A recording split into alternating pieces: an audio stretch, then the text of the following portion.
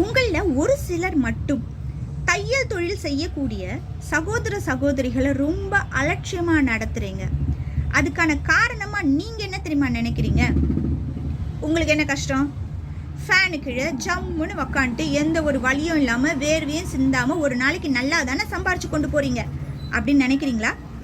தையல் தொழிலில் கஷ்டம் இல்லை அப்படின்னு யாருமா சொன்னா? இந்த வேலைன்னு இல்லை, எல்லா வேலையிலையும் கஷ்டம் அப்படின்ற ஒரு விஷயம் கண்டிப்பாக இருக்கும். யார் ஒருத்தர் இந்த வேலையில் கஷ்டமாக இருக்குது அப்படின்னு சொல்கிறாங்களோ அந்த வேலையில் அவங்களால நிலச்சி இருக்க முடியாது. அவங்க பாருங்கள் 10-15 வேலை மாற்றிக்கிட்டே போவாங்க. ஏன்னா எல்லா வேலையிலும் கஷ்டம் இருக்க தான் செய்யும்.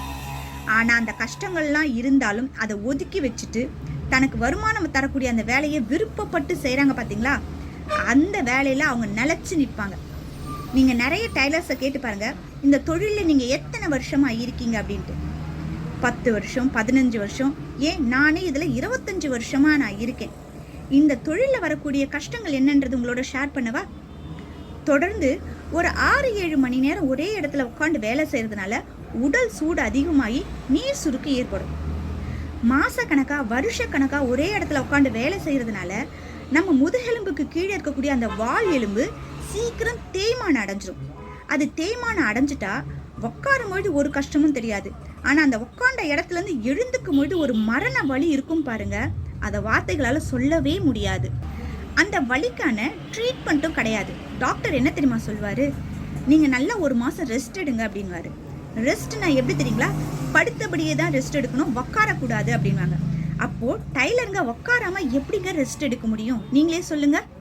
வருஷக்கணக்காக தைக்கக்கூடிய டைலர்ஸ் ஒவ்வொருத்தரும் ஒவ்வொரு நாளும் அந்த வலியை சமாளிச்சுட்டு தான் தன்னோட வேலையை செய்கிறாங்க. ஒரே ஒரு நாள் அந்த வலியை நீங்கள் அனுபவிச்சிங்க அப்படின்னா ஒவ்வொரு தையல் தொழிலாளிகள் கிட்ட இருக்கக்கூடிய கஷ்டம் என்ன அப்படின்றது நீங்கள் ஈஸியாக புரிஞ்சுப்பீங்க. பல வருஷமாக தையல் மிஷினில் உட்காந்து தைக்கக்கூடியவங்களுக்கு அவங்களோட வலது கால் முட்டி எவ்வளோ வலிக்கும் தெரியுங்களா? நான் இப்படி சொன்ன உடனே உங்களில் ஒரு சிலர் என்னை பார்த்து கேள்வி கேட்பீங்க, ஏம்மா முன்னையாவது பெடலிங் மிஷின் இருந்துச்சு, பெடல் பண்ணுறதுனால கால் வலிக்குதுன்னு சொன்னால் கூட அதில் ஒரு அர்த்தம் இருக்குது. ஆனால் இப்போ தான் எல்லாருமே பவர் மிஷினுக்கு மாறிட்டீங்க. மிஷினில் லைட்டாக காலை வச்சாலே சல்லுன்னு ஓடுது. இதில் எங்கம்மா கால் வலி சொன்னாலே நாங்கள் நம்ப மாட்டோம், இதில் முட்டி வலின்னு வேற உருட்டுறியா அப்படின்னு சொல்லிட்டு நீங்கள் கேட்கலாம். பவர் மிஷினில் எல்லாரும் மாறினது கரெக்டு தான். அதனால் ஒரு சில நல்லதெல்லாம் நடக்க தான் செய்யுது. ஒரு ஜாக்கெட் தைக்கிற இடத்துல ஒரு 3 ஜாக்கெட் நாங்கள் தைக்க தான் செய்கிறோம். ஆனால் காலையிலேருந்து நைட் வரைக்கும் அந்த பவர் மிஷினில் நாங்கள் உட்காந்து தைக்கிறதுனால உடல் சூடு அதிகமாகிறது மட்டும் இல்லாமல் இந்த பவர் மிஷினில் இருக்கக்கூடிய செட்டிங்கில் மேலே மிஷின் இருக்கக்கூடிய அந்த ஃபுட்டை தூக்கிறதுக்கு வலது கால் முட்டிக்கிட்ட ஒரு லிஃப்ட் வச்சுருப்பாங்க. அந்த லிஃப்ட்டை அழுத்தினா தான் மேலே இருக்கக்கூடிய ஃபுட்டை தூக்க முடியும். இது மிஷின் அதிர்வடையும் போது தான் அந்த முட்டிக்கிட்ட அந்த லிஃப்டர் வந்து அடிக்க அந்த முட்டியில் இருக்கக்கூடிய அந்த எண்ணெய் சீக்கிரமாக குறைஞ்சு முட்டியோட தேய்மானம் அடைஞ்சு நடக்கும்பொழுது எவ்வளவு பேருக்கு வலி இருக்குது தெரியுமா? இதுக்கான ட்ரீட்மெண்ட்டும் தனியாக எதுவும் கிடையாது. ரெஸ்ட் எடுக்க சொல்லுவாங்க. ரெஸ்ட் எடுத்தால் எப்படி சம்பாதிக்கிறது அப்படின்றதுனால இந்த கஷ்டத்தையும் பொருட்படுத்தாம தான் நிறைய டைலர்கள் இன்னைய வரைக்கும் தச்சிட்டு இருக்காங்க தெரியுமா? டைலருங்கெல்லாம் ரொம்ப கொடுத்து வச்சவங்க, உக்காஞ்ச இடத்துல நல்லா சம்பாதிக்கிறாங்க அப்படின்னு நினைக்கிறீங்களா? ஒரு 7-8 மணி நேரம் ஒரே இடத்துல எந்த ஒரு மூமெண்ட்டும் இல்லாமல் நாங்கள் தைக்கும் பொழுது சாப்பிடக்கூடிய உணவில் இருக்கக்கூடிய கொழுப்புகள் எல்லாம் உடம்புல அப்படியே தங்கி உடல் பருமன் அதிகமாகிறதுக்கு இதுவே ஒரு காரணமாக இருக்குது. இன்னும் ஒரு சில டைலருங்கள் சரியாக சாப்பிட கூட மாட்டேன்றாங்க. நீங்கள் கேட்கலாம், ஏங்க நாங்களாம் உங்களை சாப்பிட வேணாம்னு சொல்கிறோம், நல்லா சாப்பிட்டுட்டு தைக்க வேண்டியது தானே அப்படின்னு சொல்லிட்டு. நீங்கள் கேட்ட நேரத்தில் கொடுக்கறதுக்கு இந்த சாப்பிடக்கூடிய அந்த டைம் இருந்தால் சீக்கிரம் தச்சு கொடுக்கலாம் அப்படின்றதுக்காக தான் நேரம் தவறி ஒரு சில டைலர்கள்லாம் சாப்பிட்றாங்க. இந்த டைலர்களுக்கு ஸ்ட்ரெஸ்ஸோட லெவல் அதிகமாகுது தெரியுமா?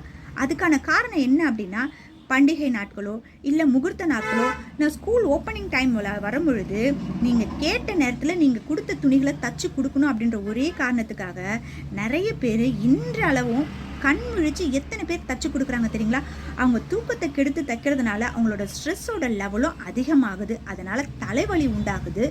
இன்னும் ஒரு சில சைட் எஃபெக்ட்லாம் இருக்குது. எல்லா வேலையிலையும் கஷ்டம் இருக்குதாங்க செய்யுது. அதுக்காக எங்களை தூக்கி தலையில் வச்சு கொண்டாடுங்க அப்படின்னு சொல்ல வரல. நாங்கள் என்ன அமௌண்ட் கேட்குறோமோ அதில் எந்த ஒரு பேரமும் பேசாமல் நீங்கள் கொடுத்தீங்கனாலே ரொம்ப நல்லா இருக்கும்.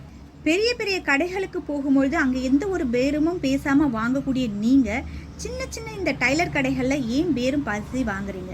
தயவு செஞ்சு அவங்களோட கஷ்டத்தையும் நீங்கள் உணர்ந்தீங்க அப்படின்னா ரொம்ப சந்தோஷமாக இருக்கும். வெயில் காலம் ஸ்டார்ட் ஆகிடுச்சு. வீட்டில் ரெகுலராக இந்த 2 பொருள் எப்போவுமே இருக்கணும். ஒன்று வந்து பார்த்திங்கன்னா பாதாம் பிசினியை தண்ணியில் ஊற வச்சு இது மாதிரி ஃப்ரிட்ஜில் எடுத்து வச்சுட்டிங்கன்னா டெய்லி நீங்கள் குடிக்கிறதுக்கு எடுக்க ரொம்ப ஈஸியாக இருக்கும். அதே மாதிரி இன்னொரு பொருள் என்ன அப்படின்னு பார்த்திங்கன்னா சப்ஜா விதை இல்லைனா சியா சீடு. இந்த 2ல் ஏதாவது ஒன்றத்தை வந்து ஊற வச்சு ரெகுலராக வச்சுக்கோங்க. வெளியே வச்சிங்கன்னா சீக்கிரம் கெட்டு போயிடும். நீங்கள் ஊற வச்சு ஃப்ரிட்ஜில் வச்சுக்கிட்டீங்க அப்படின்னா இப்போ நான் சொல்லக்கூடிய ஸ்மூத்தியை காலையில் வெறும் வயிற்றில் குடிக்கும்போது உங்களுக்கு இந்த வெயிலால் எந்த ஒரு கஷ்டமும் வராது. முதல்ல நம்ம ஊற வச்ச பாதாம் பிசினியை ஒரு 3 ஸ்பூன் இருக்கிற அளவுக்கு மிக்ஸி ஜாரில் சேர்த்துக்கோங்க. நான் சொல்லக்கூடியது ஒரு 2 நபர் இதை நீங்கள் குடிக்கலாம். ஓகேங்களா? ஒரு 200 ml 200 mlன்ற மாதிரி 2 நபர் குடிக்கக்கூடிய அளவு தான் நான் இப்போ சொல்கிறேன். இப்போ இந்த 3 ஸ்பூன் பாதாம் பிசினிக்கு 2 ஸ்பூன் இருக்க மாதிரி பனக்கற்கண்டு தான் உபயோகப்படுத்தணும். நாட்டு சர்க்கரையோ வெல்லமோ வேண்டாம். பனக்கற்கண்டு எதுக்காக உபயோகப்படுத்துகிறோம் அப்படின்னு பார்த்திங்கன்னா உடல் சூட்டை சீக்கிரமாக தணிக்கக்கூடியது பனக்கற்கண்டுக்கு இருக்குது. அதனால் பனக்கற்கண்டு சேர்த்து தண்ணி சேர்க்காமல் முதல்ல நல்லா இப்படி அரைச்சிக்கோங்க. அதுக்கப்புறமா நமக்கு தேவையான தண்ணியை ஊற்றிக்கலாம். இதில் சின்ன குழந்தைங்களாம் குடிக்கிறாங்க அப்படின்னும் பொழுது அவங்களுக்காக சும்மா கொஞ்சமாக வெண்ணிலா எசன்ஸ் சேர்த்து நீங்கள் அரைச்சிங்கன்னா பசங்க ரொம்ப விரும்பி குடிப்பாங்க. அவ்வளோதான், வேறு எதுவுமே நீங்கள் இதில் பண்ண தேவையில்லை. பாதாம் பிசினி பனக்கற்கண்டு சேர்த்து தண்ணி சேர்த்து குழந்தைங்களுக்கு கொடுக்குறதாக இருந்தால் வெண்ணிலா எசன்ஸ் சேர்த்து நல்லா அரைச்சி இது மாதிரி ஒரு திக்கான ஒரு ஸ்மூதி 3/4 டம்ளர் எடுத்தீங்க அப்படின்னா ஒரு 3 ஸ்பூன் இருக்க மாதிரி ஊற வச்ச சீயா விதைகளையோ இல்லைனா சப்ஜா சீடையோ சேர்த்து குடிக்கிறதுனால டெய்லி காலையில் டீ காஃபிக்கு பதில் இந்த வெயில் காலங்களில் இது மாதிரி ஒரு ஸ்மூதி நீங்கள் எடுத்தீங்க அப்படின்னா நீர் சுருக்கு, மலச்சிக்கல், உஷ்ணத்தால் ஏற்படக்கூடிய எந்த ஒரு விஷயமும் உங்களுக்கு வெயிலால் உங்கள் உடம்பை பாதிக்காது. சின்னவங்கள்லேருந்து பெரியவங்க வரைக்கும் தாராளமாக இதை எடுத்துக்கலாம். இதனால் எந்த ஒரு சைடு எஃபெக்ட்டுமே வராது.